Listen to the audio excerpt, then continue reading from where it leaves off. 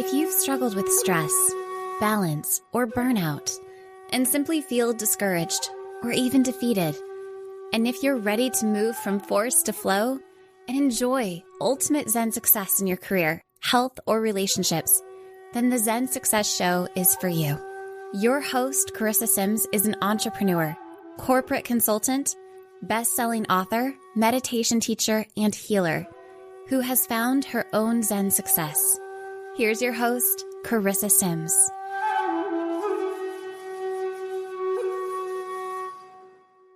Welcome to this week's episode of Zen Success. Today, I have the pleasure of speaking with Mark Steven Porro. Mark Steven is a New Jersey native. I was just actually interviewing someone from New Jersey today, so that's interesting. We call that God's country, so good. There's good people Yeah, come from Jersey. Good people. Yeah. He's a retired actor, an award-winning designer, writer, and director. He has written lots of jokes, several screenplays, and one award-winning short film. The film is A Cup of Tea on the Commode, is his debut memoir. He lives in the south of France, in the heart of wine country, where the locals insist his French isn't so bad. At least that's what he thinks they're saying. See, there's a joke right there. Welcome, Mark. Hi, it's good to be here. You can tell that was the first time I was reading your bio, right? Yeah. The film is not A Cup of Tea. A Cup of Tea is the book. I did a short film. I did a parody on, I think it's still running, Law and Order SVU. Did you ever watch that? Oh, yeah. I was addicted to all those crime shows. Okay. But everybody used to mispronounce it and call it SUV. So I said, wouldn't it be funny if they shot an entire show inside an SUV? And so I did a 16-minute parody on Law and Order where the crime, the investigation, and the entire courtroom scene takes place in my SUV. And we did that, and it won an award at a festival down in Texas. And it's on YouTube, and it's had thousands and thousands of views. I mean, I did this, oh my gosh, like 17 years ago, but it was a lot of fun. But Dick Wolf, who was the executive producer of all those things, a friend of mine was one of his producers. So I said, show it to Dick and see what he says. And Dick was not in a good mood when he saw it, so it didn't go over so well. Oh, okay. Most people like it, and it's well done. It's all union actors, and it's funny. It's just a funny thing. So that's the actor side of you. To make sure you're using union actors. There's not many people say that. Unless they're in the industry. Everybody was in the. Of course, now we wouldn't have done it, but because we're on strike. But I wanted to hire all my friends, and we were all professional actors at the time. So you need to get union permission to do a extremely low budget, filmed entirely inside SUV kind of project. So they went for it, and So. Oh, that's great. What was the award? It won a comedy award. Awesome. A comedy short film award, I think at the Houston World Fest in, I think 2006 is when we did the film. So it was either that year or the following year that it won the award. Oh, congratulations. So Thanks. If people wanted to find it on YouTube, would they search for your name, or what would they search for? They could. I think it's on my channel, Mark Porro, but just put Law and Order. You can even say Law and Order Sport Utility Vehicle, and it will pop up. Okay. So now, what does it take to make a movie like that? Like, how much money did you need for a 16-minute movie? Well, I did all the writing and the directing, and all my friends and actors all work for free.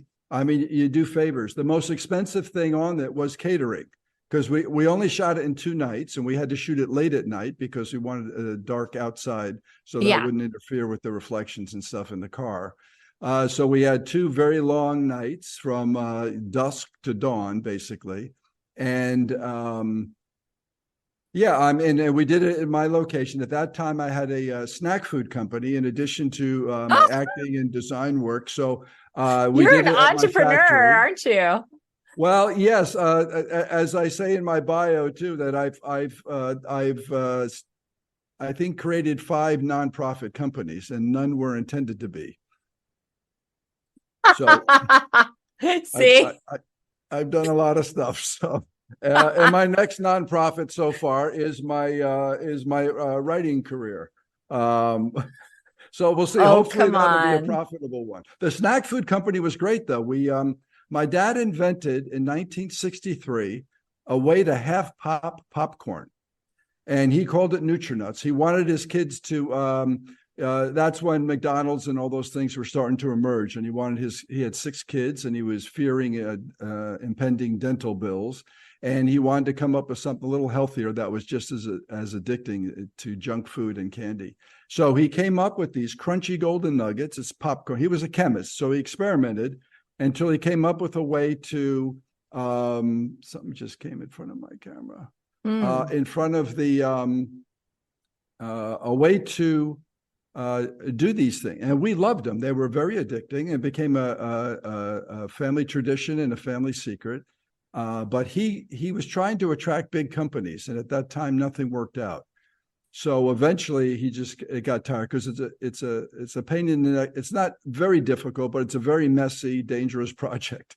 And so in the early 90s, we started going on annual family reunions. And now all my nieces and nephews heard about this product, but they never had a chance to try it. So I asked my dad for the recipe, and I was living in LA at the time. So I started making it in my apartment, almost burned the place down the first time. Oh, no.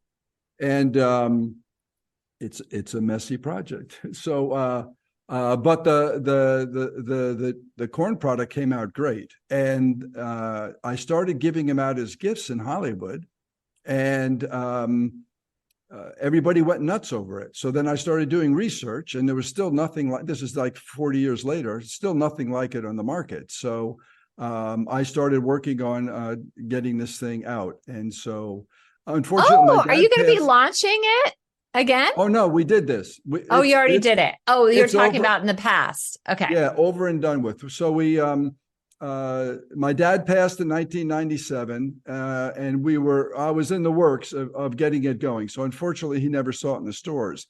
But the next year we launched. My brother he was like the financial partner, and he helped on the East Coast, and I was on the West Coast. And we launched this stuff, and it was a phenomenon for a while because the soy craze was just growing, and my father put soy nuts in there because he wanted extra protein for his kids, and he always liked the taste of soy nuts. And this was in 1963. He knew about soy. Wow, he was a pioneer. He was a pioneer. Well, yeah. You know what's interesting though? He introduced us to a lot of interesting food, but he said he used to get roasted soy nuts on the streets of Brooklyn. Like they had roasted chestnuts and roasted peanuts. He said he always got soy nuts in the 20s and 30s and always liked it. And when he started this thing, he checked it out, and he got them, and he roasted them himself, and it was cool. Anyway, we were on the Rachel Ray show. We had national distribution for a while and stuff, and we folded the company around 2015. So we did it for over 15 years.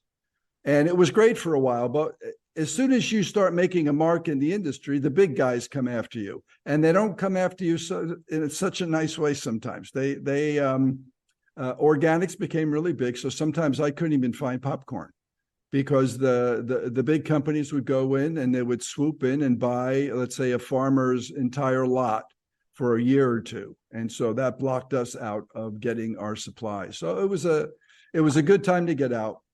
Oh, interesting. It's a cutthroat business. So yeah. What was the name of it, the product?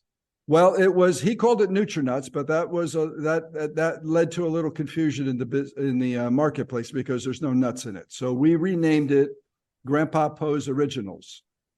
So it was the crunchy popcorn snack with soybeans, and it was snack of the day on Rachel Ray. one Oh, time, that's which was great. awesome. Yeah. Oh, that's really cool. I was thinking it was like a corn nut, but it was just a different way to make the popcorn. It's actually popcorn that is half popped. So it's a lot, if they're made correctly, they're a lot softer than a corn nut.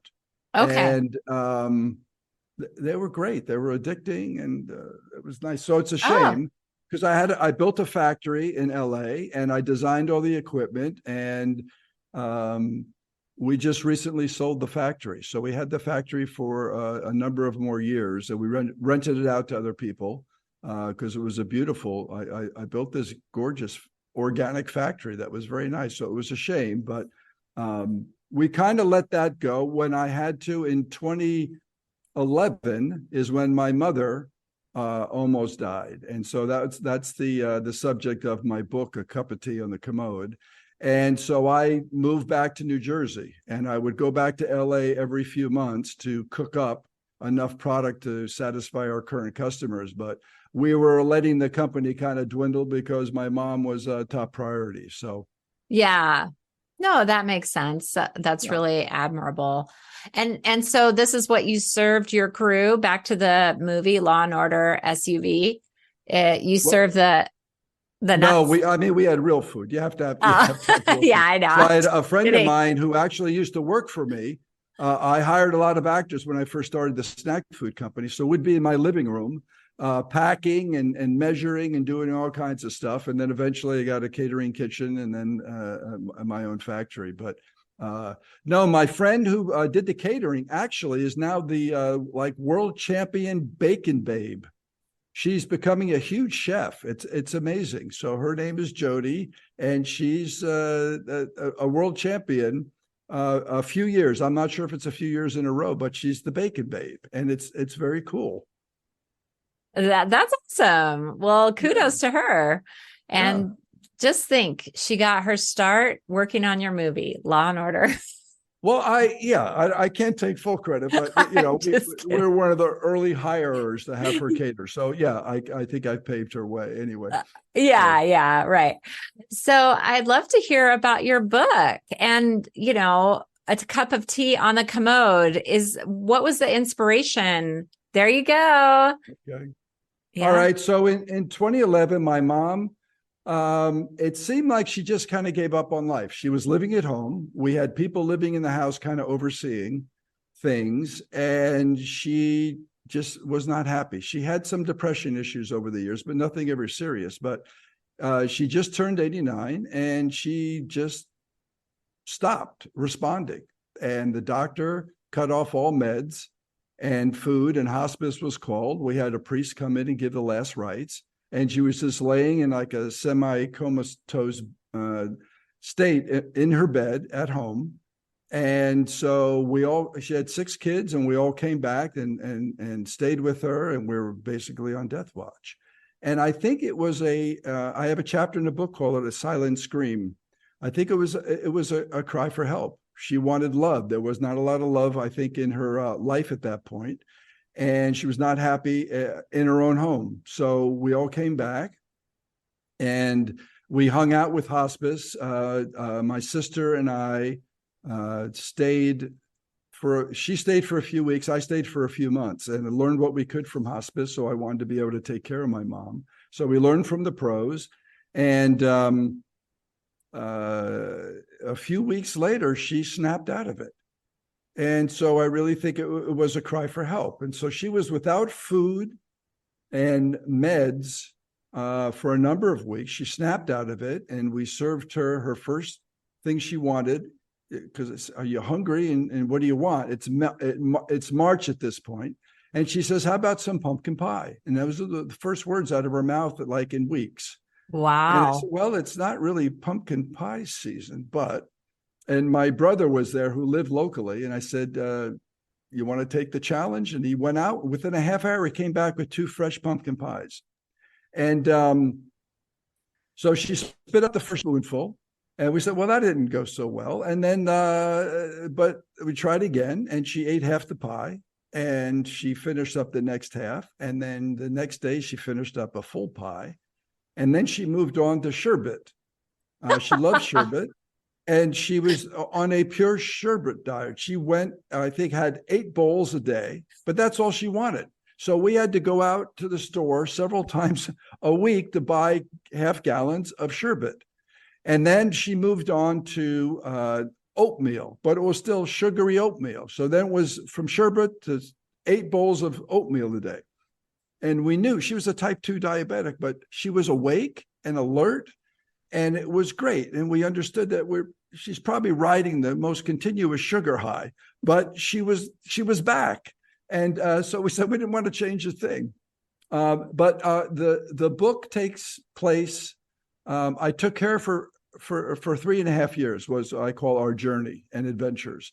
And she was pretty much medication free that entire time, because once she was probably on 10 or 12 medications, as you know, our society is crazy. So we just keep adding drugs. And then if one doesn't work, you do another one. And then if they have adverse effects, you counter it with something else. Anyway, she was med free and doing great for most of that time. She did have a pacemaker in.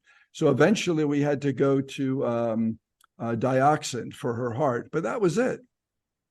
So it's I don't know. It's kind of a commentary on the big pharma and the doctors and stuff like that. So and eventually we got into I snuck some real food into her diet, and then later in the years when I moved back and took over full time, and then I served up some good meals. So she still liked her coffee ice cream for dessert, but I was a carefree bachelor before this, and I had no children. So my first child was an 89-year-old woman who guilt-tripped and stubborn a challenge. So it was quite interesting, but we had a good time. Oh, that's wonderful. So has she passed away? She passed away in 2014. Okay. In her bed with me holding her hand. And I mean, it's both of my parents died in their bed. I was with both of my parents when they passed. My dad passed 17 years earlier. And they both, I mean, if you got to go, that's the way to go. They were in bed, in their own home, pain-free. I love that. Basically. They had a little bit of pain maybe or discomfort, but and they were 2 of their children were with each of them as they passed. And yeah, it was, I mean, it's surreal and it's sad and stuff, but at that point my goal was to treat her like a queen, which I did for pretty much the whole time. There were a couple times when the stubborn child got a little tough to deal with, and I had to put my foot down. But she was, we had a good time. My goal was to make her laugh at least once a day. And a lot of times she made me laugh. And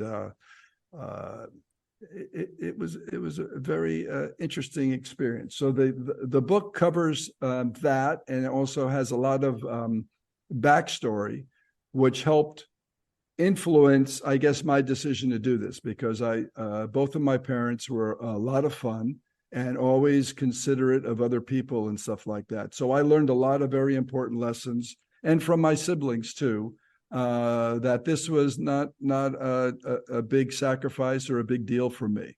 A lot of people think, oh, no, this was the right thing to do. And I'll leave it at that. But there's a lot of fun stories in the book. The response I'm getting from people, they're laughing and crying at the same time. And so that I love it. I believe it. It's so wonderful to have humor and laughter during a time like that. Like you said, yeah. Like you said, you had the goal of making her laugh. It's such good medicine. I mean, it's so healing, the endorphins that are released. And I think you helped facilitate her living longer as well.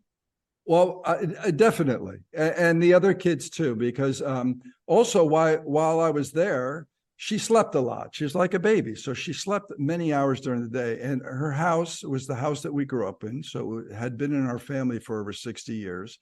It needed some repair. It was a bit in disrepair, so I renovated the entire house while I was there. Are you Starting in the handy? basement. So do you do construction? I've done a lot of it. I'm as a kid. I mean, I grew up. My dad was pretty handy, but more of a tinkerer than a craftsman. And I started young, building furniture, and I was award-winning designer and stuff in high school, and then also went off to become a graphic designer. I went to Ohio State and got my industrial design degree. So I kind of had that in my system. But we had a fire in our house in 1969. So when I was 12 years old, I watched with fascination as the construction guys were rebuilding our house. I just thought it was so cool because that's the first time that I was really exposed to professionals doing their work. And it really stuck with me. So I've done a lot of building and renovating ever since. I built the factory. Me and one other guy pretty much did the whole thing. I renovated my mom's house and my sister's condo. I've done work here in France. I can't do a lot of work here because it's a historic place and they watch. This place was built around 1540, they say. Oh, wow. So Do you own that place? Yeah. Mm-hmm. Yeah. Okay. Very, 1540. That's incredible. Yeah. Wow. Yeah. And it's a little cold in the castle now. It's not bad outside, but what happens in the winter, the stones, it's good for, I guess, insulation and stuff like that. But let's say in the summer, it's very nice during the day, but at night, the stones release the heat. So it can get kind of hot. And then in the winter, it's kind of cold because I call it a castle. It's not quite a castle, but it is, it's very cool, very high ceiling. It's about a 14-foot ceiling. And this is the main room where I call my office. So this is the kitchen, the living area, and there's 2 bedrooms and 2 baths. And it's up on the first floor of a building. So it's an apartment, but it's a good size. And the street is very quiet. It's a dead end, or they call it impasse here. Oh, if I could say, it's very funny. So I moved here in 2015. I first saw this place, and I said, "You were just traveling, like on vacation or something?" Well, an old girlfriend of mine always wanted to retire in France. So the first time I came to France was in 2013. But we have French on my mom's side. My dad's Italian. I've been to Italy. I took him to the little village where his father came from. So I was more familiar with Italy. But I had such a lovely time my first visit in France. So then I started entertaining that thought of, oh, maybe he could retire either here or somewhere in Europe. And then in 2015, she found something close to this village that she was interested in. At that point, we were no longer a couple, but we thought maybe we'll go in as a business opportunity, and we'll rent it out and keep it as a vacation home for us, because I wasn't expecting to relocate. And then I found this place, and I just fell in love with it. And the village, they call it the village of Molière. It's a little town called Pézenas, and it's 20 minutes from the sea. And it's 20 minutes from one airport, 50 minutes from a big airport in Montpellier. And the people are very nice, and it's a very artsy community. I mean, there's artists of all kind, but it also has a lot of political and architectural history here. And Molière was created here. Molière, before he was Molière, he came down from France. Prince Conti sponsored him. And he wrote some of his bigger plays here, Tartuffe, and I think The Misanthrope. And so they say Molière was born in Pézenas. And it's cobblestone, and it's got it's amazing. It's got all the charm that you would want. And I'm just so fortunate to find this place and to be able to get it at the time, because it's not easy for Americans to get a loan in France. And they try to limit it, maybe? I don't know if no, because they love the money. But the banks, I had to hire a broker. It was kind of a pain in the neck then. It took 17 months to buy the thing, but it wasn't totally their fault. They have certain requirements, and you are the humble immigrant, which is hard for some Americans to wrap their head around. And I've never let that go. I understand that, and it's like I am I'm happy to be here, and I will follow the rules as best I can. And so it's been absolutely lovely. Yeah, that's wonderful. Do you rent out the place? Do you Airbnb it, like travel? I do sometimes, because my girlfriend lives about 15 minutes away, and so I'm Oh there my quite a gosh, bit. that's perfect. Yeah. So the summer, the July and August are the big months here. It's a very touristy town, and they do plays. I mean, they love the Moliere. They love all theater. But there's great musicians here, and they do a lot of events all year long. It's just lovely. They did last year was Moliere's 400th birthday. Oh, So they had events going all throughout the year. But on one weekend, so 3 days, probably half the village got dressed in 16th century costumes oh my God, that's and adorable. I love it. created this whole thing. They built temporary taverns. They had plays going in the streets and in buildings, and it was, and they put stages up, and it was just fabulous. And it's just a very cool town. And I get such a kick out of it. People go, "What do you do for vacation?" I said, "I've been on vacation ever since I've been here. It doesn't stop." That's amazing. Well, it feels like you co-created this town with the universe, like it was your destiny, because you're an actor. You come from this, and then here you're like living this dream. I don't know. It just feels like a fantasy. It could be. And also, I always say that my French ancestors had something to do with this. Yeah. I'm sure they somehow, we don't know that much about that side of the family, because both of my mom's parents died before she was married. Oh, So we know I very see. little. And, but they came from her grandmother. I think it was her grandmother came from Alsace. She married a Frenchman, and then they moved to the States. So I can't do much research I do want to go to that town and check it out. And that's way up north. I do like the South. The weather here is nice, and it's the biggest wine growing region in the world. So if you're Wow. into wine, it's not a bad place to be, and the wine is excellent, and it's cheaper than water. That is incredible to hear. And how did you meet your girlfriend? Was she already living there? No, actually, she moved independently. She's Swiss, but at the time she has a sister that was living in Venice, California, and I lived in L.A. for 28 years. So it was funny because we may have run into each other without knowing it, of course. And so she moved here on her own. She came over with her dog because she wanted to relocate back to Europe. She didn't want to go to Switzerland necessarily. And so she had a friend that was in part of southern France. So she came to visit. And then she found this town. And then I found this town. I think I found this town first. You want to make sure. Yeah. But we have a mutual friend who owns a restaurant, which is literally like 10 feet. Their back door is about 10 feet from my front door. So he and I became very good friends, and the restaurants here are dog friendly. It's just amazing. People go in with their dogs. So Jackie would go there with her dog, who's a lovely, lovely girl.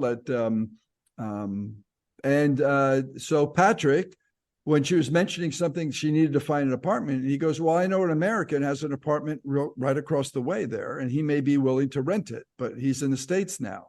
So he says, "I'll introduce you when he comes back." And so when I came back, he kept trying to put us together. I don't think he was trying to set us up. But it was like 6 months later, we finally got together, and the rest is history. So That's beautiful. yeah, it's good. So going back to your book, did you feel like that was a healing journey for you to just write out and document the time with your mom? Yeah, I think as a writer, because I was with my dad, but I only had 8 days with my dad. I got a call again when I was in California. It said the doctor says he's got 30 days. So I flew back. I got there the next morning, and 8 days he was gone. But while I was with him, I took a lot of notes, and I wasn't sure what I was going to do with it, but I took a lot of notes. So I took a lot of notes about, in any event or anything that I think it might make an interesting story. So with Mom, I not only took notes, but I shot videos and took a lot of photographs and stuff. And we just had a lot of fun. She had some crazy dialogue because she had a little bit of dementia and maybe a little bit of Alzheimer's, but she was just a funny thing. So I got to record this stuff because I can't lose it. And if nothing else, I wanted to do it for the family, because the family were pretty much missing out on all these moments. I mean, when you're with somebody full time, there's moments nobody's going to capture unless you somehow record it. So that was the idea. I wasn't sure if it was going to be a film, a poem, short story, or what. But as I was in that situation, a couple of friends also had issues with their parents. And I kind of gave them advice. And they got a lot out of it. And so I said, I think I got something here. So as I started writing more and more things or expanding on it, I had other friends, reacting to it, and I would send them pieces, and they found it to be very healing. And so then I thought, okay, this is not just going to be a record for the family. I think this is a good message, because if nothing else, I found a lot of it just has to do with attitude. And I found a lot of joy in it. I mean, there's a lot of, it was, again, being a first-time parent, I wasn't very good at first, but I had an open mind and said, listen, this is what I'm doing. We're going to make the best of it, and we're going to have a good time. And I think I told my mother that too. I said, we're going to have fun. And so behave. And we did. So, but it's interesting. So I had a recurring dream that I write about in the book. And in the dream, I'm the fifth out of the six kids, and I'm the youngest son, though I'm the tallest. And I took a lot of ribbing from my older brothers, and maybe my two older sisters too. So I think, and I had asthma as a kid, and I was a bedwetter and a thumbsucker, and I got a lot of heck for all of that stuff. So in this dream, I'm in a rowboat with my mother. We're alone, and it's a dreary atmosphere.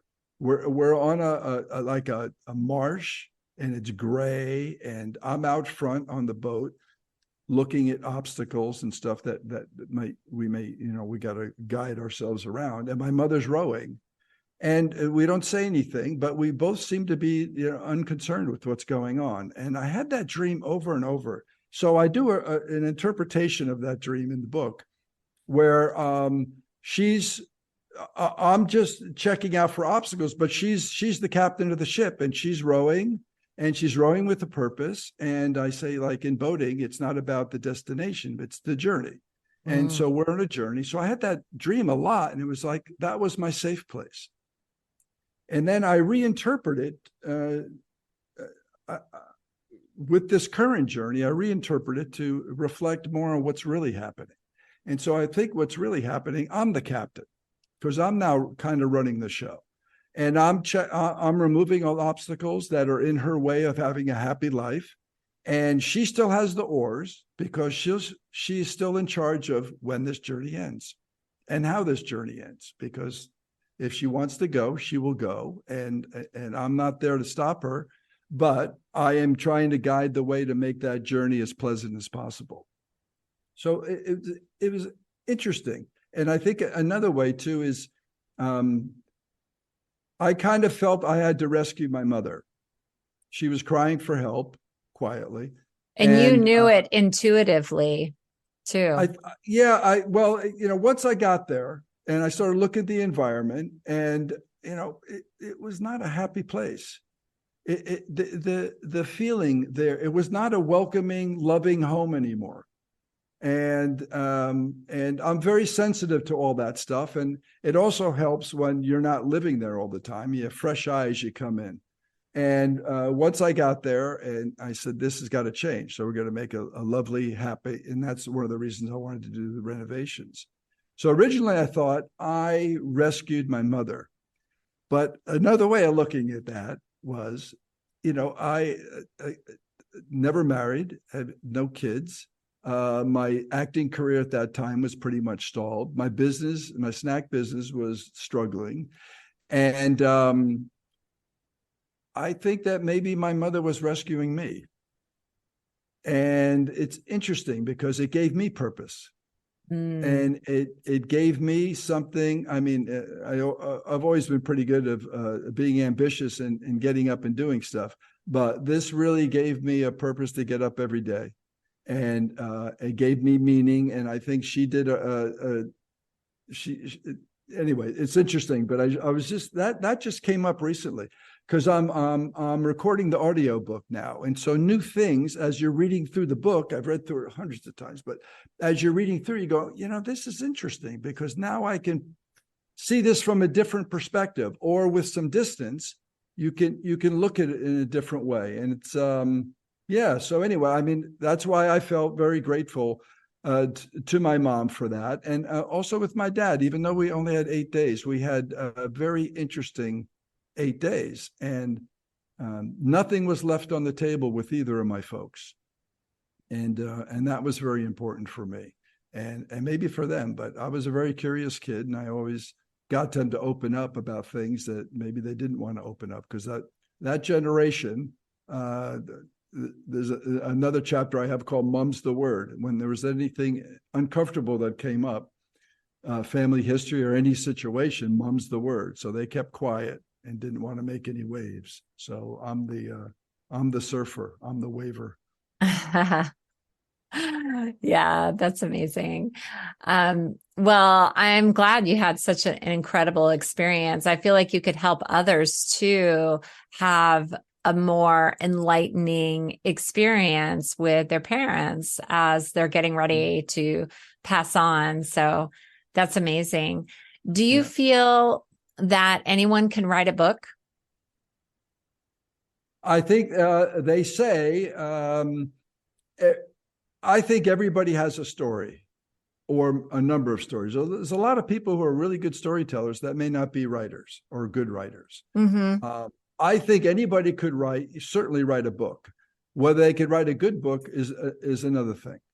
You have to study and you have to practice, and everybody could write, let's say, the first draft, because usually they call the first draft the vomit draft. You just want to get everything out on the page. Out. Yeah. And then once you do that, then it's honing it. And you even, let's say with my book, did you have a publisher? Did you self-publish, or you have a publisher? No, I found a publisher because the writing. Well, I think I'm a pretty good writer. Okay. And there's a lot of humor in it, and it's people say very conversational style, and the humor that I luckily inherited from my folks, it definitely is weaved throughout, because it could be a really sad, sappy, sentimental book. I didn't want that. This is it's a good story, an important story, and hopefully it will inspire other people. But there's a lot of humor in it, and that was my approach. So if anybody wants to write, if they really want to, especially anybody can write and self-publish now. But if they want to attract a publisher or certainly an audience, the writing has to be good, and you have to work at it. It's tough. It was about 7 years for this one, because I needed some distance. I didn't write. She passed in August of 2014. I moved here in 2016, late 2016, and I had all my notes and all that stuff, but it was tough, because even now when I read certain parts, I'm very, I guess, sensitive, and tears are not difficult for me. So it is still very fresh. So when I'm doing the audiobook, boys, some of those chapters are going to be a little tough. I haven't hit those yet. I'm about halfway through, and I've held it together so far, which is a good thing, I guess. Yeah, that's amazing. Yeah. So how did you get a publisher? Did you reach out to people? Did you have connections? No connections in the literary world. No. I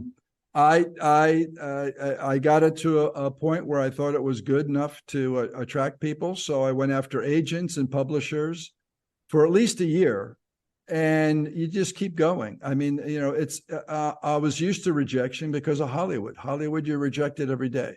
sometimes several times a day. And so you got to really kind of thicken up your skin. So you keep going. I thought sometimes you go, well, maybe it's an agent, maybe it's a publisher. I tried both for a while. And then I finally said, no, I'm going to focus on a publisher, because I know how agents do. I dealt with agents in Hollywood. They're just, that's a different. Yeah. They want you to be successful before they represent you. Yeah. I don't want to badmouth agents, because I may need one again at some point, but you have to find the person who it clicks with. And so I probably had at least 100 rejections, and you just keep going. That's significant. That's significant. Yeah. Yeah. It was over a year, and you just keep going. And then finally it was interesting. So you have these people, various publishers and probably the agents. So you you do your research, and they go, oh, we take such care. And we read every proposal. Yeah. And we really put a lot of effort into this. And then you get a rejection 30 seconds later, because now everything's done with the email. And it's like, how much effort really did you do that? And so you did that along after doing the research, and it all ends up being kind of not so true. But for some reason, this one publisher, who is now my publisher, said no. And I contacted them and said, let me ask you a question. Does my living in France have anything to do with your rejection? And she said, yes, because he said, foreign authors do not understand American marketing. And I said, I'm from Jersey. Yeah. I know marketing. Oh my God, that's an amazing conversation that you had, because you just kind of instinctively may have rejected me because of the French address. My email, everything is in France now.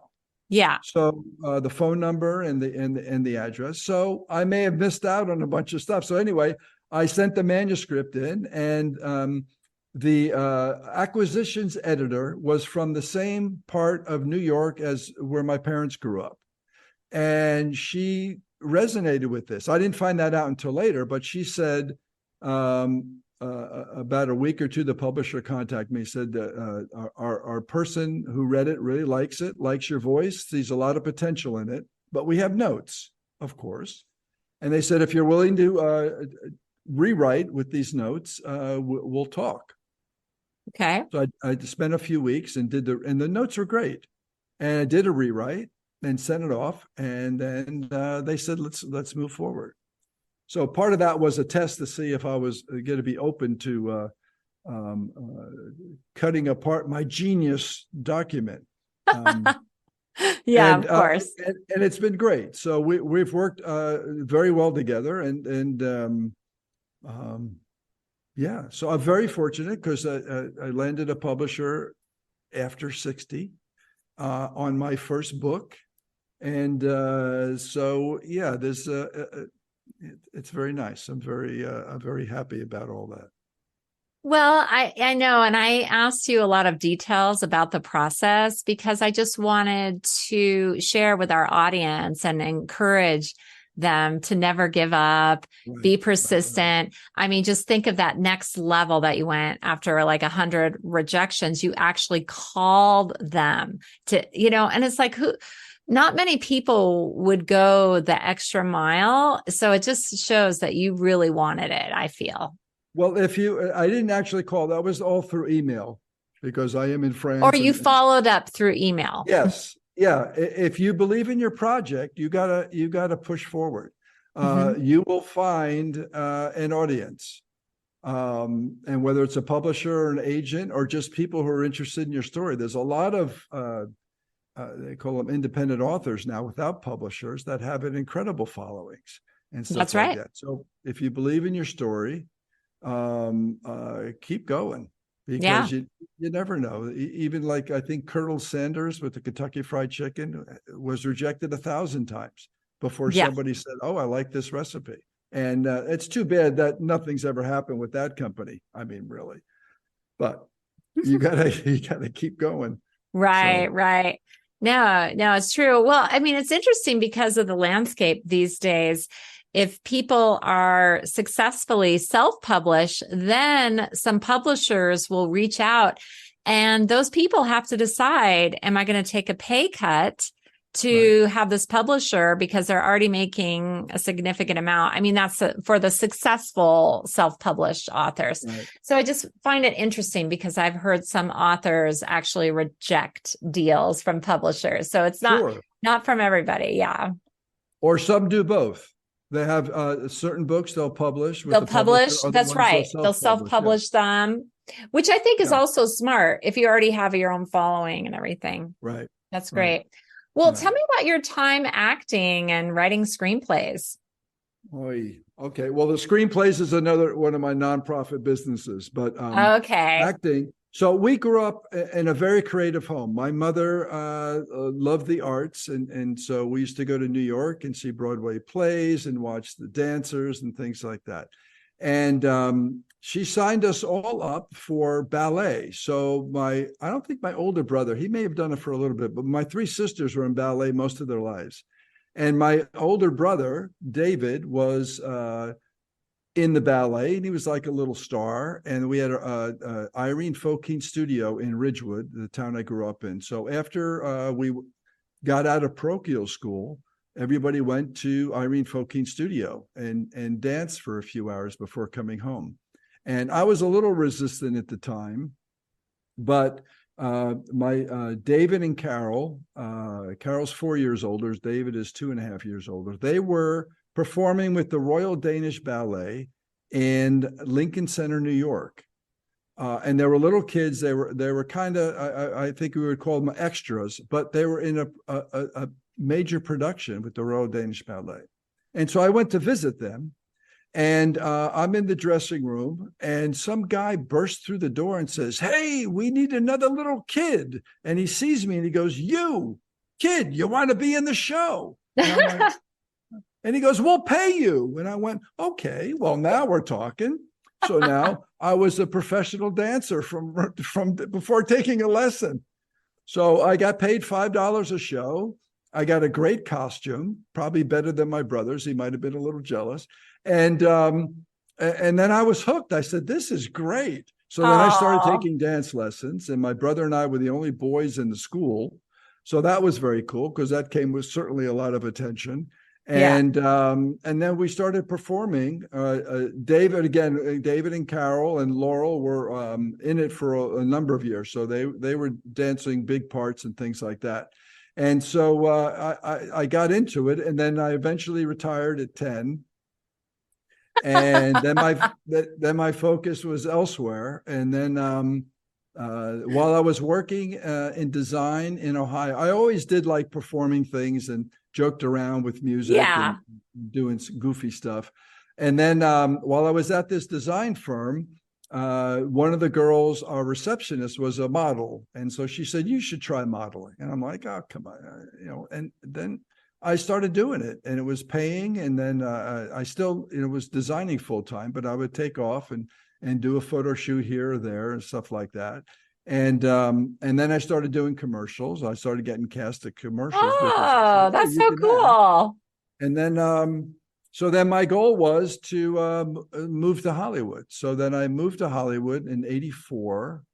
And my goal was to get on Hill Street Blues. And in 1986, I got on Hill Street Blues. And yay!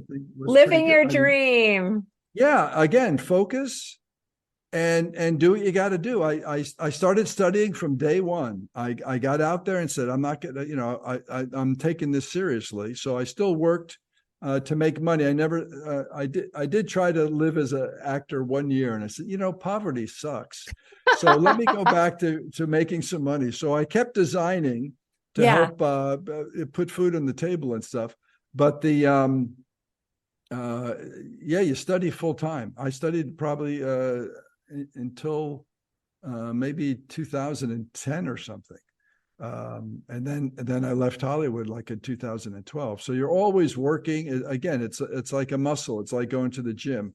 So all of us, I was at the Beverly Hills Playhouse for 8.5 years, and a lot of huge people came through that place, probably half of Hollywood at some point. So there was always very good actors and directors, and again, writers. When I first went to the Beverly Hills Playhouse, the first scene I did was from a movie called cousins.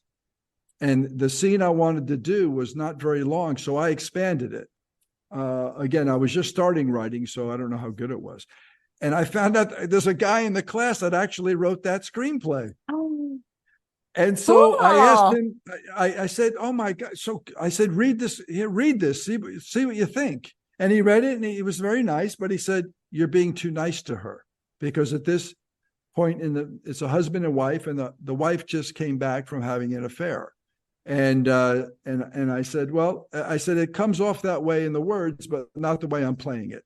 And so that was very interesting to have that guy in the audience. So it was great, because I was very lucky in design. I had I worked with some really good design firms with some really bright designers. And in my acting career also, I surrounded myself with some really good people. And so it was very nice. That's great. Well, I love those stories. So what is Zen success to you? Zen success. Well, you know what? I think it's an attitude. So I have a thing. It's funny because I put it on Facebook. You know, Facebook says, well, like, what's your motto or something like that. So I said, find the joy. I love it. So find the joy. And I tell people this, and they may laugh or not, but it's like, no, if you go to any situation, if you go into that with the right attitude, good or bad, whatever happens, you've still enjoyed it, and something good will come out of it. But also, that's beautiful. In the very stressful times, if you have that attitude, failure is not a bad thing. We learn a lot from failure. And it's, so I think the attitude is a big deal, because there's a lot of times, especially in the caregiving, especially when you're caregiving for your parent, the end's not going to be good.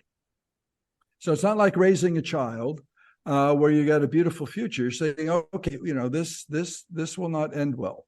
Hopefully it'll be a nice ending, but it's going to end. And you have to have that attitude, or a good attitude about it. And so that helped quite a bit. If I could get my mom to smile, or certainly to laugh, it was great. That was payback. And you go, yeah, I'm doing something good here, because she is having a good time. But we had some fun. I mean, at one point she asked me, she goes, why are you treating me so good? And I said, because you're my mom and you deserve to be treated like a queen. And then she burped. And I said, but queens don't do that. She says, how do you know? I love it. So what's next for you? What's next for you? Well, getting through the audio book. That's exciting. Recording is one thing, but the editing, boy, it's taken forever. And then I have a number of other projects I was going to do, but I think I'm going to combine 3 of those. The next book that I'm writing is going to be focused more on my dad. Very cool.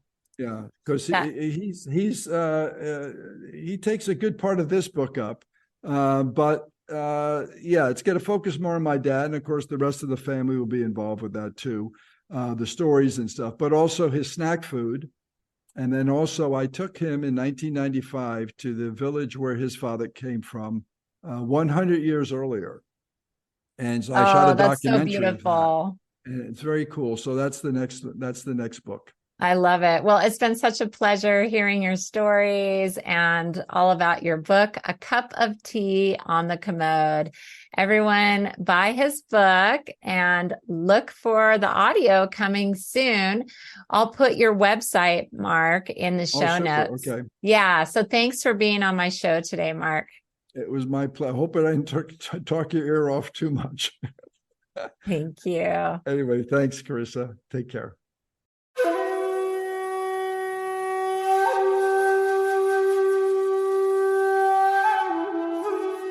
That's it for today's episode of Zen Success. Head on over to iTunes, Google Play, Spotify, or wherever you listen to shows. Subscribe to the show and share with friends. Be sure to head on over to ZenSuccessShow.com to help you on your Zen success journey. And join us on the next episode. May you find your own Zen success in life.